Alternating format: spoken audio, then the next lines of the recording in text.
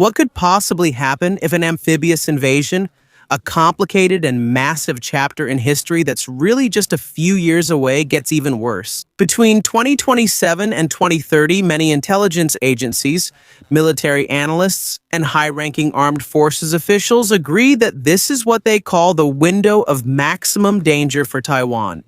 Because of the combination of climate, politics, and events in the region, along with the age of the current leader of China, Xi Jinping, the tension is really intensifying. And let's make it clear that this is not just a discussion about a limited attack.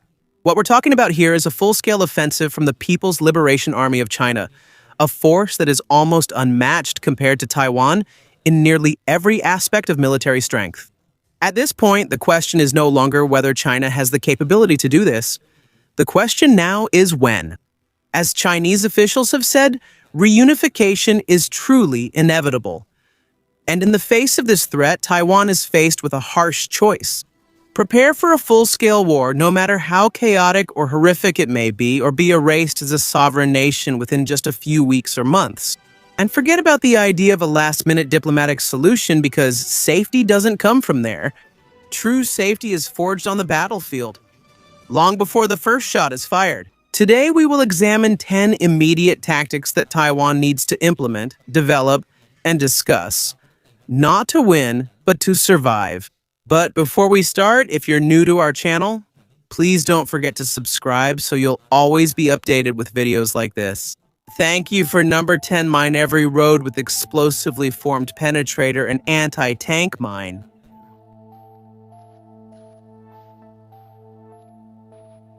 The first thing you need to understand is this: an attack by China will start from the sea and the air. The amphibious assault troops will only land on a few selected beaches that are suitable for landing, and from there they will advance along limited and easily predictable roads and highways toward the main city centers. And as some analysts have emphasized, this is where the real fighting will begin. The strategy is not just about building barricades or placing anti-tank hedgehogs. The real goal is to create total chaos on the roads leading to Taiwan's major cities. This is where EFPs, or explosively formed penetrators, come in. These are not simple improvised explosive devices. These weapons are specifically designed to pierce through thick armor. Once it explodes, a concave cover plate turns into a molten metal projectile that travels at hypersonic speed, capable of penetrating the armor of tanks and armored personnel carriers like butter. Just imagine the scene. An armored convoy of Chinese forces is moving along the highway, confident in their advantage, and then suddenly an explosion at the side of the road destroys the lead vehicle. As the jet of molten metal hits and crushes the following tanks, the entire convoy gets trapped, exposed to the surroundings, and easily pulverized by ambushes. This tactic, which insurgents in Iraq used against the Americans with deadly effect, can slow down the advance of Chinese forces. Every kilometer of road becomes hell as their logistics and reinforcements are gradually depleted from the very first hours of the assault.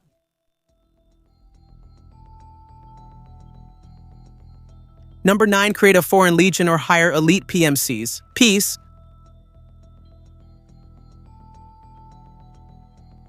Let's be clear, Taiwan doesn't have enough veteran personnel to face China in a long and exhausting war of attrition. The quality of their professional army is high, but in terms of numbers, it's far behind the enemy. That's why the solution needs to be pragmatic. And history has proven this. Experience is what you need to buy. Taiwan should immediately create its own foreign legion. And it shouldn't just be made up of ordinary volunteers or idealists looking for a fight. What we're referring to here is attracting veteran fighters from different parts of the world. Former members of the French Foreign Legion, United States Rangers, British Special Air Service veteran fighters from Ukraine, and others. These are men who have spent years in real combat.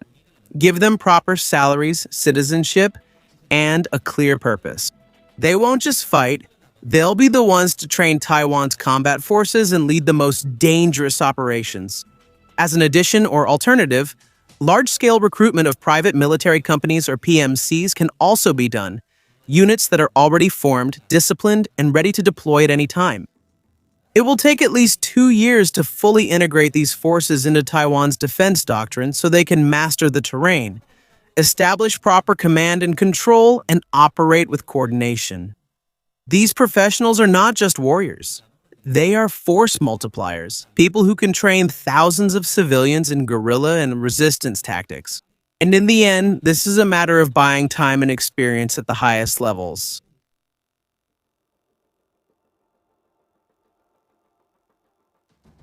Number 8, total military mobilization of the Taiwanese population, Israeli style.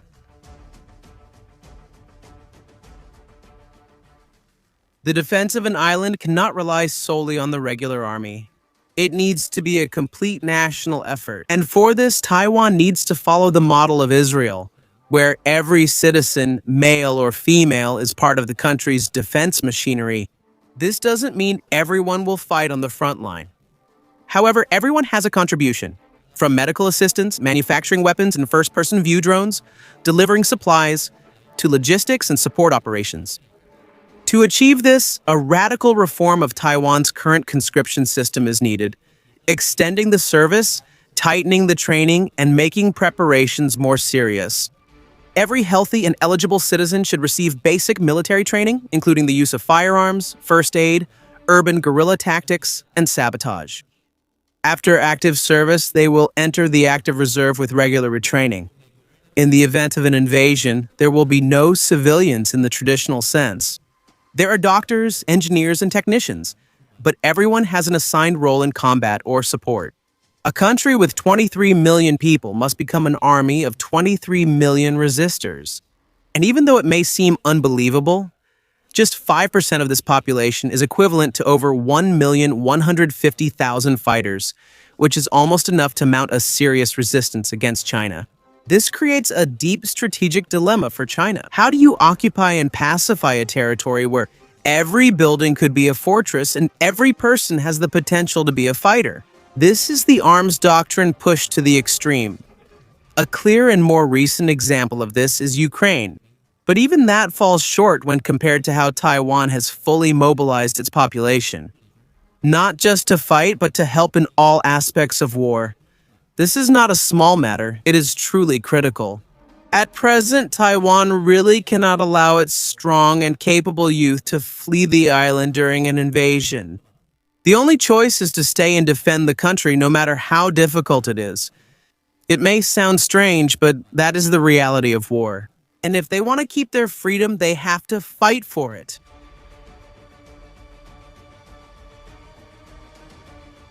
Number 7.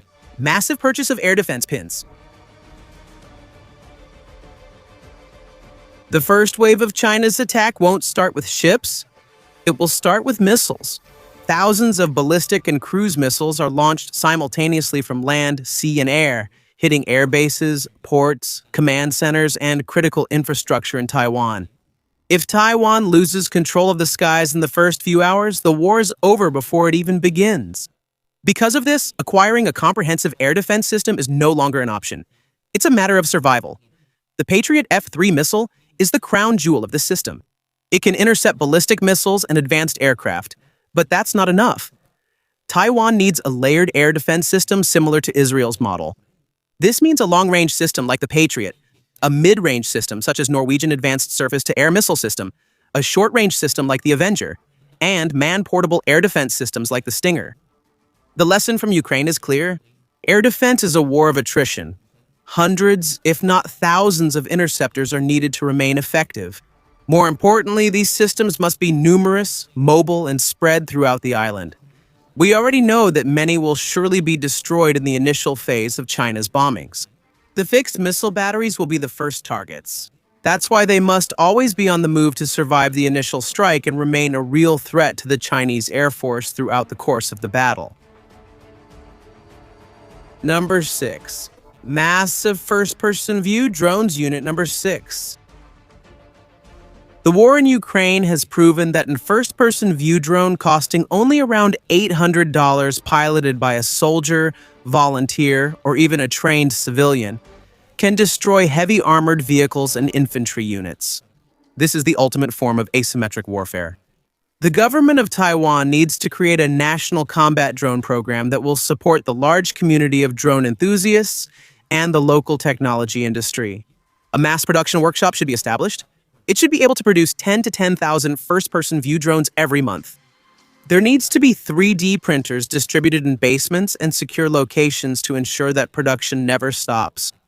These drones carrying explosive payloads will be a nightmare for Chinese forces and will greatly lower their morale. Imagine the Chinese amphibious units are arriving at the shore. Then, instead of artillery attacking, a swarm of thousands of kamikaze drones attacks. Civilians are piloting them, not from apartments or nearby hills. Every tank, every transport vehicle, every command post, all are targets. This is a very low-cost yet highly effective defense. Decentralized, scattered, and really almost impossible to completely eliminate.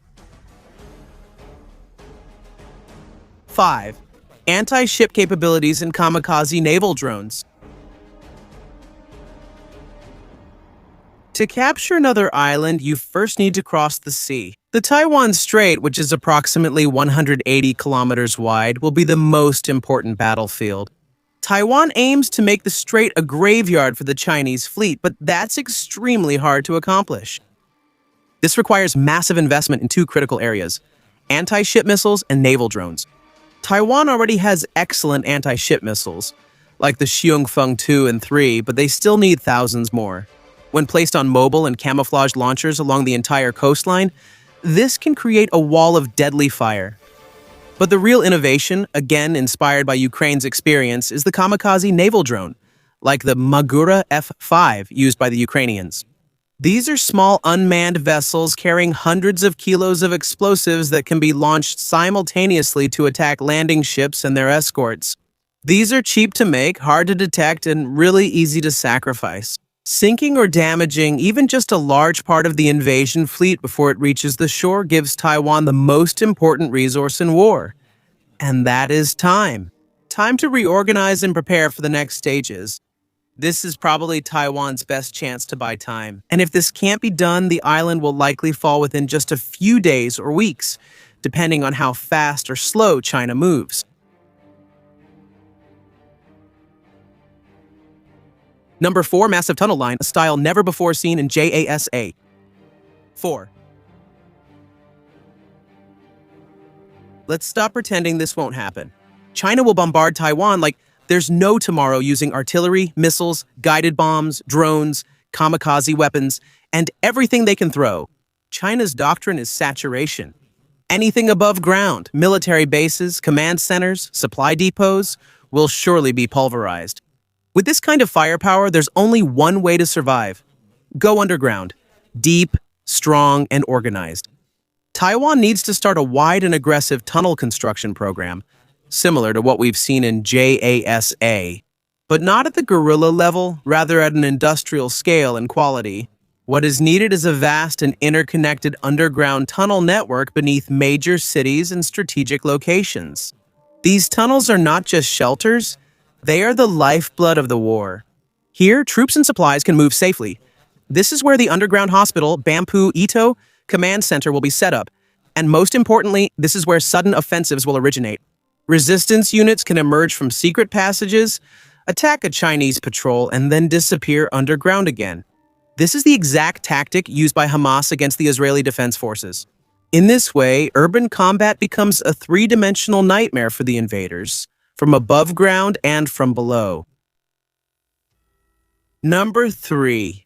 Offensive intelligence on Chinese capabilities. Number 3. You can't defend yourself against enemies you don't fully understand.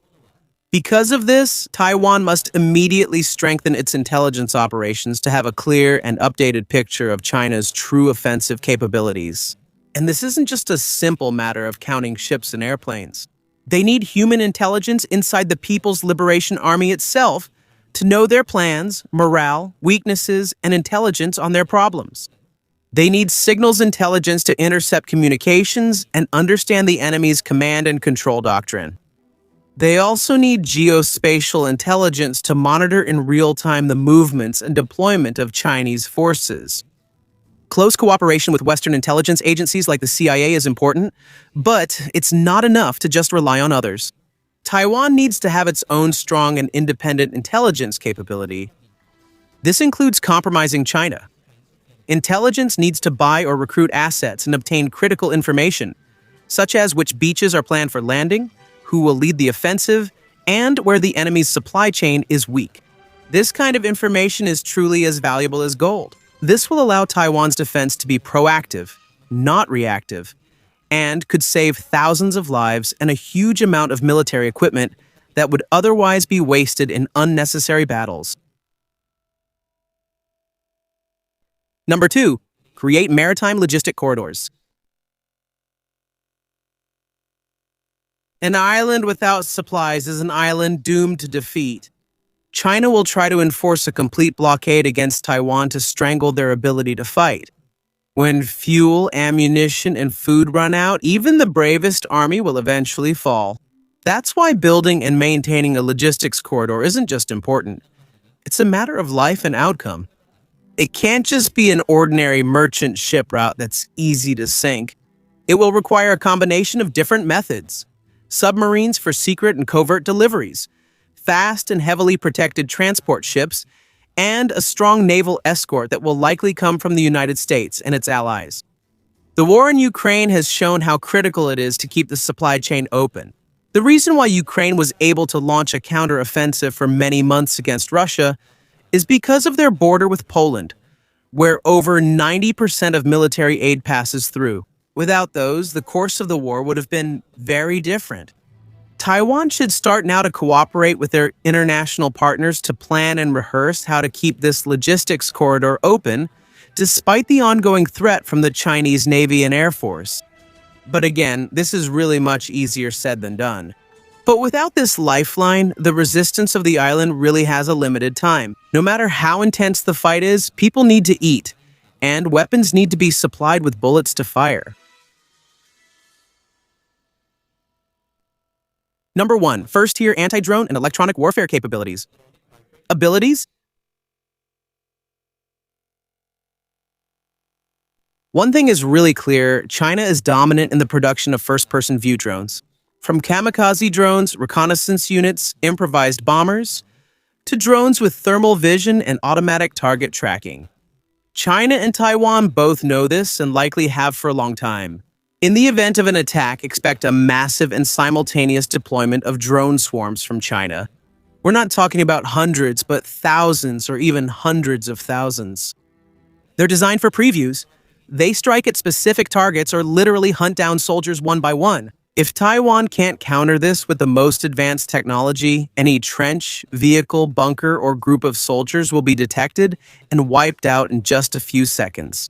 And even if the drone doesn't attack directly, it will serve as an advanced scout for the artillery, sending exact coordinates so that cannons or rockets can finish the job.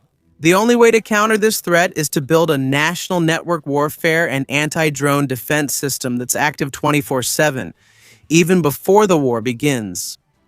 This includes portable anti-drone systems that can jam control signals, force the drone to return, or render it completely useless. Fixed jamming towers that create interference bubbles around command centers, weapon depots, and critical infrastructure. In addition, there's the low probability of intercept, which can detect small targets, even drones as small as a pigeon flying at low altitude. Also included are microwave weapons and tactical lasers that are effective against entire drone swarms, especially in urban areas and landing beaches. There's also the mobile jammer, which can be mounted on vans, motorcycles, or armored vehicles, an invisible escort that moves along with the troops. Also included as the last line of defense for mobile units in open areas is the anti-drone shotgun. Aside from this, Taiwan needs to invest heavily in signals intelligence or signal intelligence, which can intercept and decode the communication protocols of China's drones, as well as global positioning systems, spoofing systems to confuse or bring them down. The lesson from Ukraine is harsh but clear. Electronic warfare is no longer a luxury. It is now an invisible shield between life and death. In other words, Taiwan needs electronic defense that is as strong, if not stronger, than that of Russia or Ukraine. Because of this war, whoever controls the low airspace and the electromagnetic spectrum holds a significant part of the battlefield.